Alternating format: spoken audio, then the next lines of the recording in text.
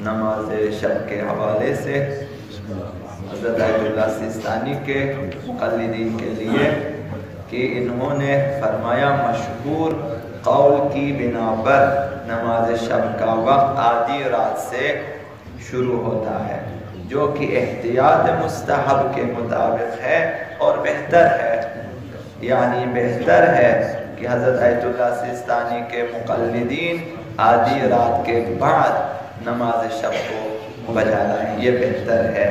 لیکن انہوں نے فرمایا کہ بعید نہیں کہ نصف شب نماز شب کا اول وقت فضیلت ہے، نہ کہ اصل وقت، یہ فضیلت کا وقت ہے، لیکن اس کے ادا کا اول وقت اول شب سے شروع ہوتا ہے۔ مثلا نماز مغرب عشاء کے بعد سے شروع ہو جاتا ہے، اور آدھی رات افضل وقت ہے، پھر اس میں بھی سحر کے جس قدر نزدیک ہو زیادہ افضل ہے۔ یہ ایک سہولت ہے حضرت آیت اللہ سیستانی کے مقلدین کے لیے کہ اول شب میں نماز شب آپ پڑھ سکتے ہیں۔ بعض فقہاء کے نزدیک اول شب میں نماز شب بجا لانا بہتر نہیں ہے، اگر آدھی رات کے بعد نماز شب نہیں پڑھ سکتے ان کے نزدیک بہتر ہے کہ فجر کے بعد قضا کریں، یعنی غیر وقت میں نماز شب پڑھنے سے بہتر ہے کہ قضا کر لیں۔ لیکن حضرت آیت اللہ سیستانی کے مقلدین نماز عشاء کے بعد سے لے کر تا فجر تک نماز شب بجا لا سکتے ہیں۔ جب آج کل عموماً اکثر لوگ آدھی رات کے بعد ہی سوتے ہیں، تو آدھی رات جیسے آپ کھانا وانا وغیرہ کھا کے جب آپ مثلا سونے کی تیاری آدھی رات ہو جاتی ہے، سونے سے پہلے پڑھ کے سو جائیں، بہتر ہے۔ انہوں نے فرمایا کہ اگر نماز عشاء کے بعد نافلہ شب کو بجا لائے تو اپنے وقت میں واقع ہوئی ہے نماز شب، یعنی اپنے اصل وقت میں آپ نے پڑھ لیا، حتی نماز عشاء کے بعد آپ نے پڑھ لیا، سمجھو آپ نے نماز شب کو اپنے وقت میں بجا لایا، اور اذان صبح تک اس کا وقت باقی رہتا ہے، نماز اول صبح تک باقی رہتا ہے، اگرچہ بہتر ہے کہ اذان صبح کے قریب نماز شب کو پڑھیں۔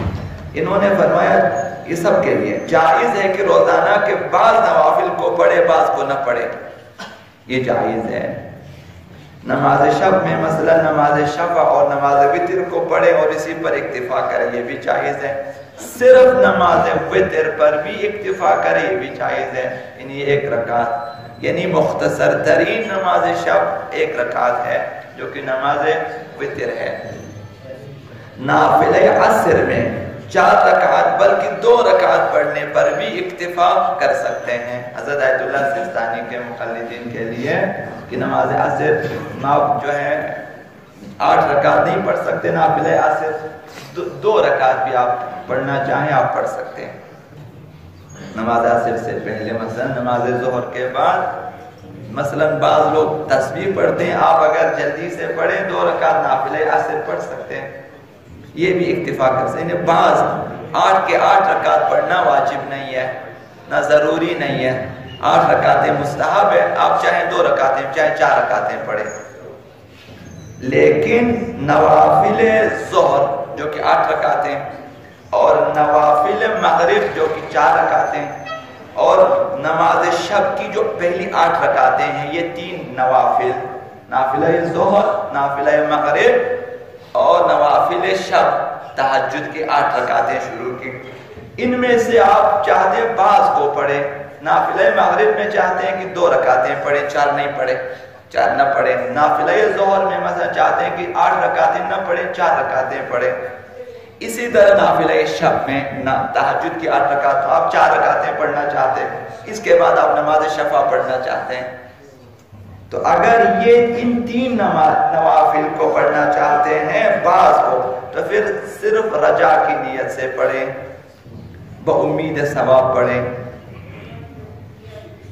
نافلہ عصر میں آپ کو اختیار ہے، نافلہ جو ہے کہ آپ 2 رکعتیں پڑھیں، 4 رکعتیں پڑھیں یا 8 رکعتیں بھی 6 رکعتیں، لیکن ظہر میں اگر آپ بعض رکعتوں کو پڑھنا چاہتے ہیں، کم پڑھنا چاہتے ہیں، تو صرف رجا کی نیت سے بامید ثواب پڑھیں. اسی طرح نافلہ شب 8 رکعتیں ہیں، آپ اس میں سے کم کرنا چاہیں تو بقصد رجا پڑھیں، چونکہ آپ نے 8 کو مکمل نہیں کرنا. مکمل کرنا ہو تو مستحب ہے کہ آپ جو ہے ادا کی نیت سے، مستحب کی نیت سے پڑھیں، لیکن کم پڑھنا ہے، مثلا 4 رکعتیں پڑھنی ہے، 2 رکعتیں پڑھنی، 6 پڑھنی ہے، تو ان کو جو ہے صرف رجا کی نیت سے پڑھیں.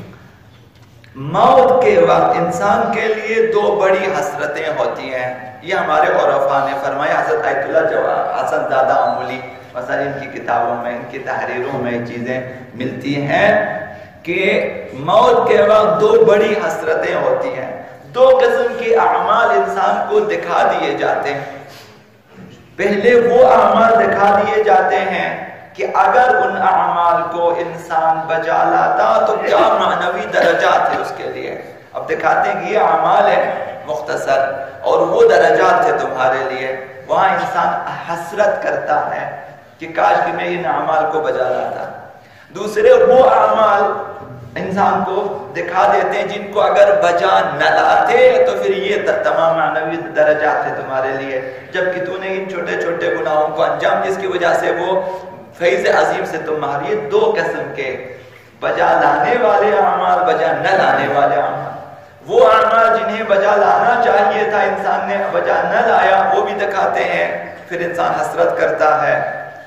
مثلا نماز شب، مثلا نوافل یومیہ، مثلا زیارت اہل بیت اطہار، حج وغیرہ وغیرہ، صدقات، خیرات، صلہ ارحام، یہ دکھا دیتے ہیں اگر ان کاموں کو انجام دیتے تو کیا تمہارے درجات ہیں. اور باقی وہ اعمال جنہیں بجا نہیں لانا جو بھی دکھاتے ہیں کہ انہیں تم نے انجام دیا، جھوٹ نہیں بولنا چاہیے تھا، غیبت نہیں کرنا چاہیے تھا، قطع رحم نہیں کرنا چاہیے وغیرہ وغیرہ. تو انسان وہاں 2 قسم کی حسرتوں میں مبتلا ہو جاتا ہے. اور ایسی حسرت ہوگی، یہ ان کے کلام میں یہ چیز موجود ہے کہ ایسی حسرت ہوگی کہ اگر یہ حسرت اہل دنیا میں تقسیم کریں تو پھر سب ہلاک ہو جائیں. یعنی ایسی حسرت ہوگی کہ دم نکل جائیں، حسرت سے لوگ مر جائیں. یعنی ایسی حسرت ہوگی ناقابل جبران مرتے وقت. ان حسرتوں میں سے ایک حسرت عبادت شبانہ ہے، رات کو کرنے والی عبادتیں ہیں کہ انسان گھنٹوں بیٹھے ہوتے ہیں، مختلف موضوعات پہ سیر حاصل گفتگو کرتے ہیں، لیکن بہتر ہے کہ یہ چند رکعتیں نماز اور یہ چند مناجات اور چند دعائیں انہیں فراموش نہ کریں. 1 گھنٹہ، آدھا گھنٹہ ان کے لیے بھی ہے. تو یہ خدا متعال نے قرآن مجید میں 2 گروہوں کو ہماری اصطلاح میں 2 بلینک چیک، خالی چیک دیے ہوئے ہیں. اس میں یہ ہے کہ آپ اپنی مرضی سے لکھیں. 2 اس قسم کے، ان میں سے ایک صابرین ہے. خدا متعال نے کہا کہ تمہارے لیے پھر اجر بے حساب ہے. یہ خالی چیک ہے، دستخط شدہ ہے، اب تم اپنی مرضی سے لکھیں، کس قدر تم صبر کر سکتے ہو لکھیں اس پہ. ان کے لیے فَإِنَّمَا يُوَفَّى الصَّابِرُونَ بِغَيْرِ حساب، بے حساب ہے، ان حساب سے باہر ہے، خالی چیک. اور دوسرا نام اہل شب ہے، وہ لوگ جو عبادت کرتے ہیں رات کو. ان کے لیے خدا و تعالیٰ نے ایک ایسا نامہ، ایک ایسا چیک، ایسا پروانہ دیا ہوا ہے کہ جس قدر چاہے تم اس میں ثواب اضافہ کر سکتے ہو.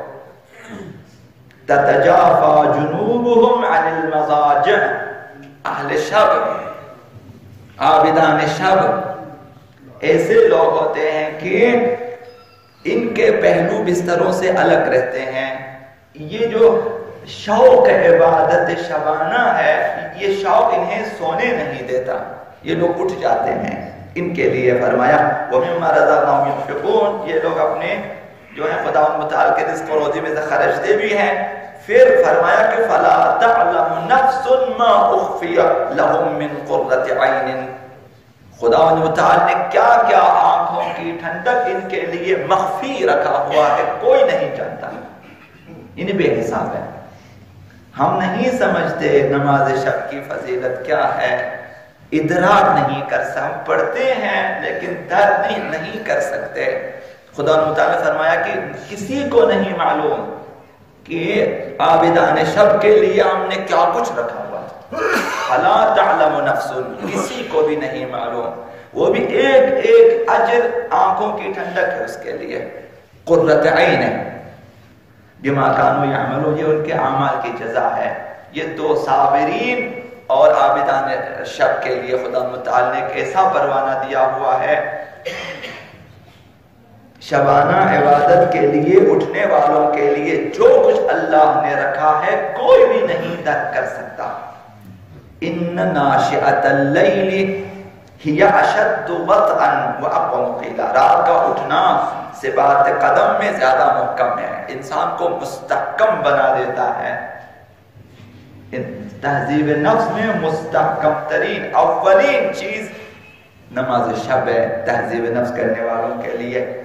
حضرت آیت اللہ مشکینی نے فرمایا کہ اسی آیت کے ذیل میں مفسر بزرگ ہیں حضرت آیت اللہ مشکینی، ان النفس الناشئہ فی اللیل، نفس کی تربیت رات میں ہوتی ہے، عبادت شبانہ میں نفس کی تربیت ہوتی ہے چونکہ خلوت ہے۔ حضرت آیت اللہ انصاری شیرازی نے فرمایا آب حیات تاریکی شب میں ملتی ہے، آب حیات جاودانی، حیات معنوی۔ ان الوصول الى اللہ عز وجل سفر، حضرت آقا امام حسن العسکری علیہ السلام نے ارشاد فرمایا